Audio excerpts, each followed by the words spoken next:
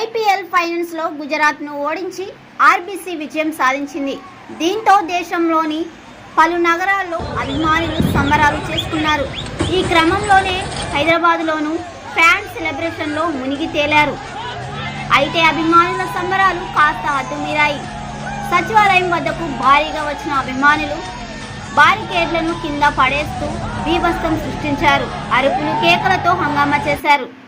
దీంతో పోలీసులు వారిని అదుపు చేసేందుకు లాఠీ చార్జ్ చేయాల్సిన పరిస్థితి వచ్చింది. అల్లరి చేస్తున్న అభిమానులను పోలీసులు తమ లాఠీలతో అక్కడి నుండి పరుగులు పెట్టించారు. దీంతో కొద్దిసేపటి వరకు అక్కడ భయానక ఘర్షణ వాతావరణం చోటు చేసుకుంది. పోలీసులు లాఠీ చార్జ్ చేయడంతో అభిమానులు వెంటనే అక్కడి నుండి పరుగులు తీశారు. కర్నూలులోనూ ఇలాంటి పరిస్థితినే కనిపించింది. కర్నూలులో రోడ్డుపైకి వచ్చిన అభిమానులు ఏకంగా బస్సు అద్దాలను ధ్వంసం చేశారు. రోడ్లపై మంటలు పెడుతూ డ్యాన్సులు చేస్తూ హంగామా సృష్టించారు. దీంతో అక్కడ కూడా పోలీసులు యువకులపై లాఠీ చార్జ్ చేసి పరిస్థితిని అదుపులోకి తీసుకొచ్చారు. ఈ వీడియోపై మీ అభిప్రాయాన్ని కామెంట్స్ రూపంలో తెలియజేయండి.